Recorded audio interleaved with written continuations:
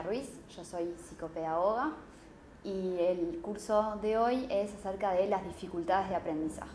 La intención es ver un poco cómo diferenciar aquellas causas de bajo desempeño que son dificultades específicas de aprendizaje de las que son por otras causas u otras razones. En este sentido, el bajo desempeño de un niño siempre es lo primero que nos llama la atención y ahí tenemos que poder ver cuál es el factor que causa este bajo desempeño. ¿Son factores que son internos a ese niño o a ese adolescente o son factores que son externos a ese adolescente? Dentro de las muchas causas que podemos tener que generan un bajo desempeño, en los factores internos tenemos las dificultades específicas de aprendizaje, que son el tema central de este curso, los trastornos del neurodesarrollo, hándicaps sensoriales y trastornos, por ejemplo, conductuales o emocionales, entre otros. Dentro de los factores externos que pueden llegar a un bajo desempeño, tenemos, por ejemplo, desventajas económicas, ausentismo escolar, mala instrucción, falta de estimulación, entre otros tantos que pueden llevar a que un niño no esté aprendiendo lo que se esperaría que aprenda.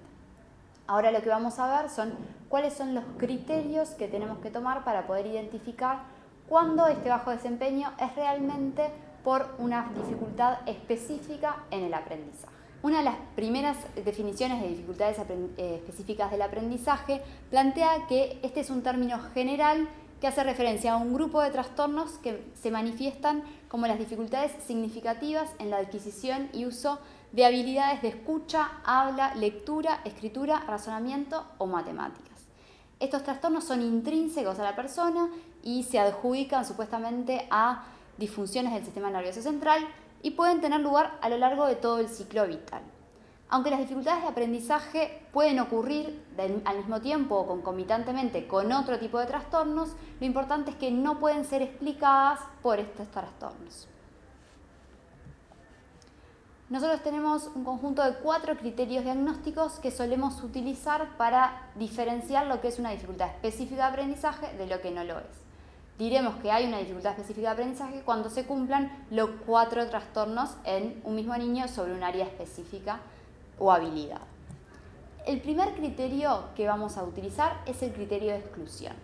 Este criterio lo que plantea es que el bajo desempeño que está teniendo este niño en determinada habilidad no puede explicarse por otras causas como son falta de agudeza visual o sensorial auditiva, trastornos neurológicos, trastornos emocionales o conductuales, trastornos como discapacidad intelectual, ni ninguna otra causa que explique el bajo rendimiento en esta área. En este sentido, vamos a identificar al niño con dificultad específica del aprendizaje por lo que no tiene en lugar de por lo que sí tiene. Junto con el criterio de exclusión se debe dar el criterio de discrepancia. Este criterio lo que manifiesta es que si nosotros tomamos la habilidad en particular que nos está preocupando, el niño o adolescente debe mostrar un rendimiento descendido en esa habilidad de manera significativa respecto de lo que se espera para su grado escolar o la edad que tiene. Y esta diferencia significativa de rendimiento la evaluaremos a través de pruebas estandarizadas. En tercer lugar, el criterio de especificidad lo que va a plantear es que el bajo desempeño se tiene que dar en un área específica del aprendizaje del sujeto. No puede ser generalizado a todas las áreas de aprendizaje.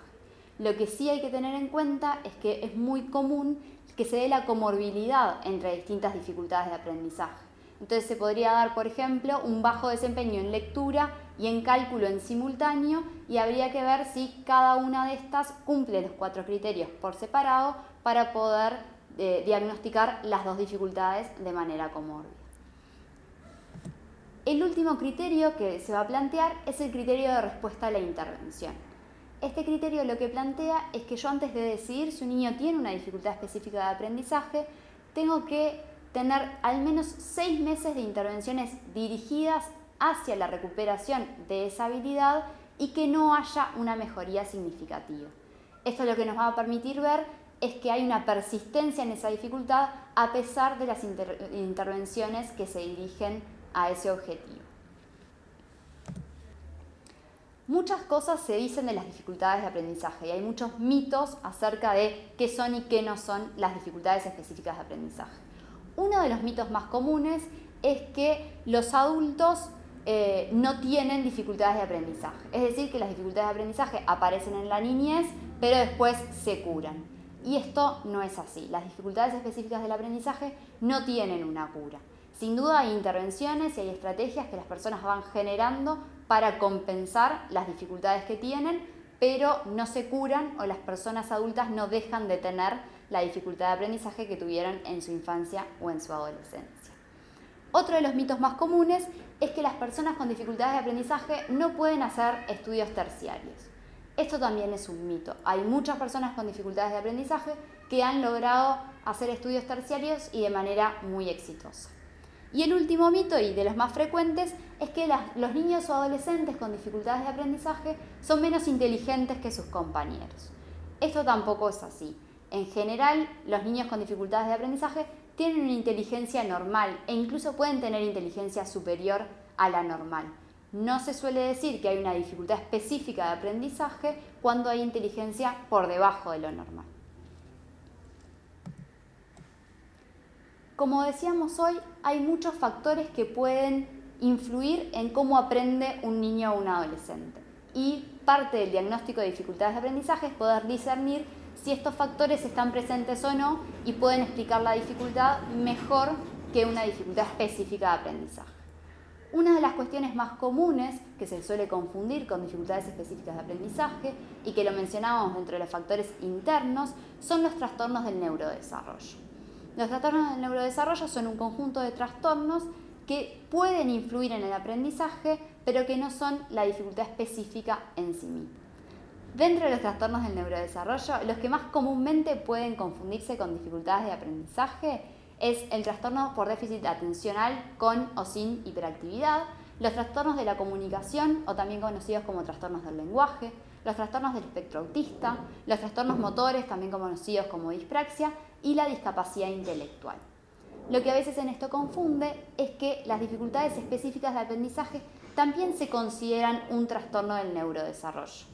Lo que hay que diferenciar es si es una dificultad específica de aprendizaje o alguno de los otros trastornos del neurodesarrollo lo que está generando el bajo desempeño en el aprendizaje.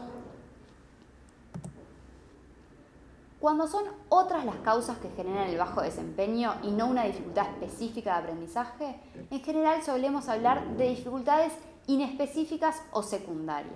Con esto queremos hacer mención a que son otras las causas y no es específico del proceso de aprendizaje que se ve afectado. En este sentido, se dan como consecuencia secuelas en el aprendizaje de otros factores que no están desarrollándose como deberían, que pueden ser tanto internos como externos.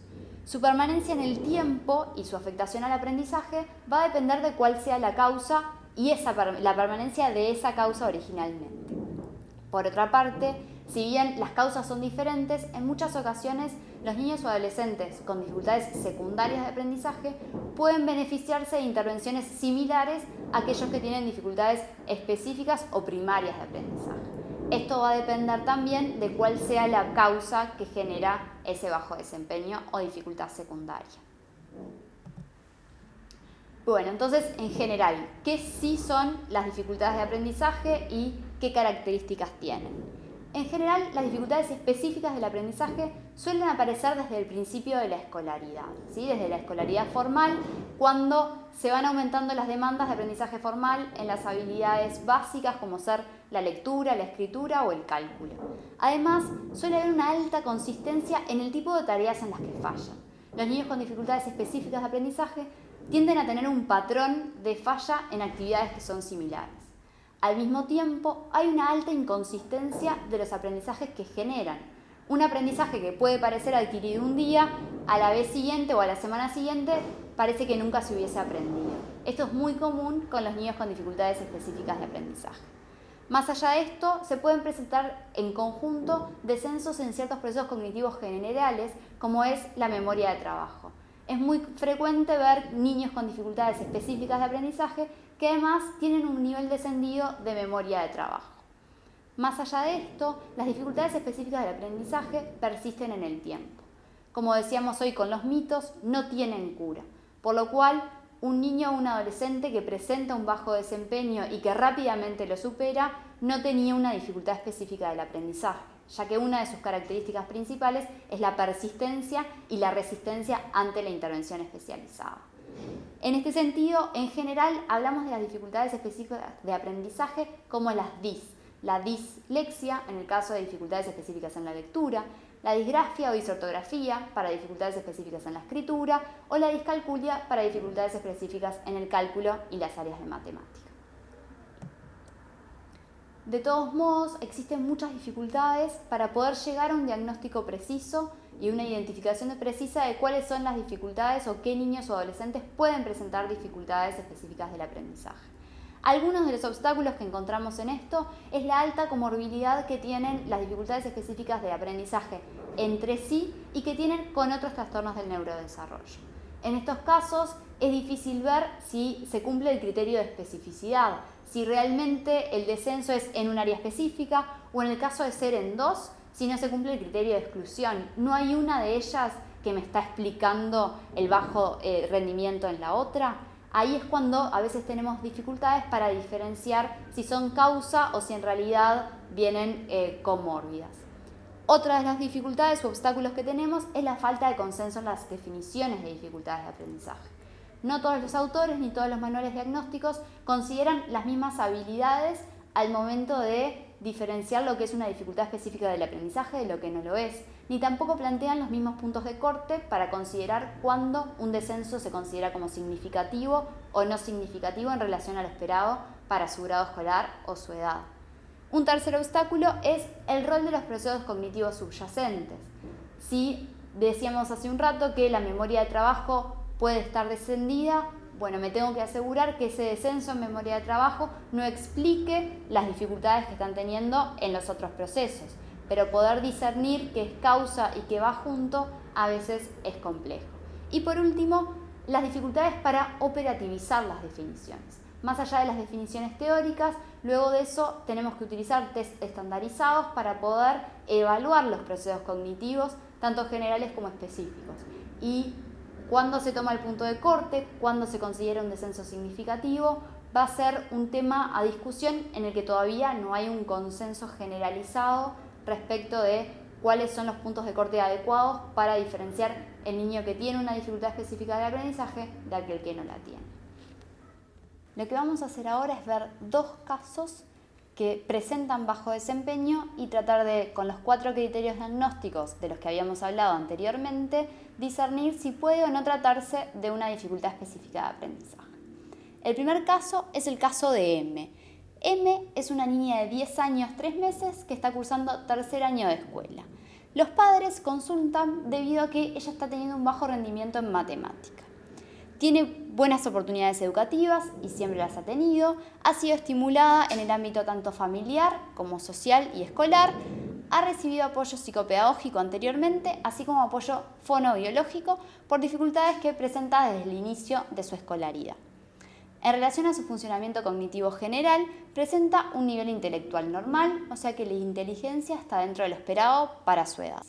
Se observa además una discrepancia entre el desarrollo del lenguaje escrito.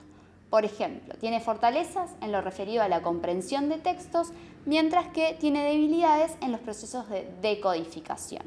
Por otro lado, en el área de matemática se observan dificultades significativas en todas las habilidades que son evaluadas. Si nosotros tomamos los 4 criterios, vemos que en relación al criterio de exclusión, no hay información que nos permita asumir ni discapacidad intelectual, ni un trastorno por déficit atencional u otro trastorno del neurodesarrollo, tampoco mala instrucción o baja estimulación, ni déficits sensoriales. En ese sentido, creemos que el criterio de exclusión se cumple, ya que no parecerían haber otras causas que pudieran llevar a un bajo rendimiento. Si consideramos el criterio de discrepancia, vemos que tanto en lo que es la decodificación en relación a la lectura, como todas las habilidades matemáticas, hay una diferencia significativa entre lo que se espera para un niño de tercero de escuela con lo que M está pudiendo demostrar en sus aprendizajes. Si vamos al criterio de especificidad, vemos que si bien las dificultades no son generalizadas a todas sus habilidades, sí se presentan tanto en la decodificación, en el caso de la lectura, como en matemática. Por otro lado, y el último criterio a considerar era el de respuesta a la intervención. En el caso de M, ella ha recibido tratamiento psicopedagógico para trabajar sobre las dificultades en decodificación y en matemática antes de esta evaluación mencionada. Eso quiere decir que las dificultades han persistido a pesar de esa intervención, por lo cual tenemos que los 4 criterios diagnósticos de dificultades de aprendizaje se estarían cumpliendo. En el caso de M, podríamos decir que hay una dificultad específica del aprendizaje que afecta tanto el área de la lectura como el área de la matemática. Podríamos decir que tiene dislexia comórbida con discalculia. Otro caso distinto es el caso de J. Vamos a ver si en este caso están presentes o no los 4 criterios diagnósticos como estuvieron en el caso de M.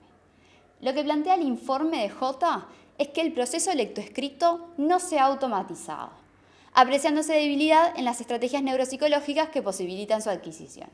Esto quiere decir que la decodificación en relación a la lectura no se automatizó, es decir, que o no es precisa o no es lo suficientemente veloz. Por otro lado, se evidencia a través de un nivel y modo lector descendido, lo que incide negativamente en la comprensión de la lectura. Les cuesta relacionar e inferir datos. Acá vemos que al contrario del caso de M, la dificultad o el bajo desempeño está tanto en la decodificación de la lectura como en la comprensión de la misma. Además de esto, se plantea que en la expresión escrita hay un nivel ortográfico descendido con una falta de dominio de la clave primaria de escritura. Esto lo que quiere decir es que J escribe y lo que escribe no suena como debería sonar esa palabra. No solo confunde letras que suenan igual, sino que omite o agrega letras que en realidad no deberían ir en las palabras en las que está escribiendo. Además de esto, en el área de matemática se destacan alteraciones en el sistema numérico, en la automatización de algoritmos y en la resolución de situaciones problemáticas. En esto vemos que tanto el área de la lectura, decodificación y comprensión están afectados, el área de la escritura a nivel ortográfico está afectada y el área de la matemática también está afectada, tanto las habilidades básicas de cálculo como las de resolución de problemas y razonamiento matemático. Por último, el informe de J nos dice que en este aprendizaje académico inciden de manera significativa las habilidades lingüísticas descendidas que tiene J. J presenta un trastorno específico del lenguaje. Si entonces nosotros analizamos los 4 criterios de dificultades específicas de aprendizaje y consideramos el criterio de exclusión como primer criterio, vemos que en realidad el bajo desempeño que está demostrando J en lectura, matemática y escritura puede explicarse por el trastorno específico del lenguaje que presenta, que es uno de los trastornos del neurodesarrollo de los que hablábamos anteriormente. En este sentido, J no cumple con el criterio de exclusión, ya que encontramos una causa que no es específica a la lectura, ni al cálculo, ni a la escritura, sino que es más amplia y está relacionada con un proceso cognitivo general como es el lenguaje oral. Sin embargo, si vemos los otros criterios, vemos el criterio de discrepancia, J va a manifestar una diferencia significativa entre lo que se espera para su edad y lo que logra demostrar en estas habilidades. También va a manifestar una persistencia ante las dificultades. Van a ser persistentes en el tiempo y van a ser resistentes a la intervención, debido a que el trastorno de origen es en sí mismo resistente a la intervención. Esto puede llevar a que nos genere la confusión al momento de hacer una evaluación o de ver a un niño como J en nuestra clase que pueda tener una dificultad específica del aprendizaje. Lo que sí nos va a determinar que no lo es asegurarnos de que existe de hecho ese trastorno específico del lenguaje, que es lo que va a hacer que no se cumpla el criterio de exclusión. Muchas gracias, este fue el curso de dificultades específicas de aprendizaje. Espero que haya sido de utilidad y que les dé nuevas herramientas para poder comprender a los niños y adolescentes con los cuales trabajan día a día.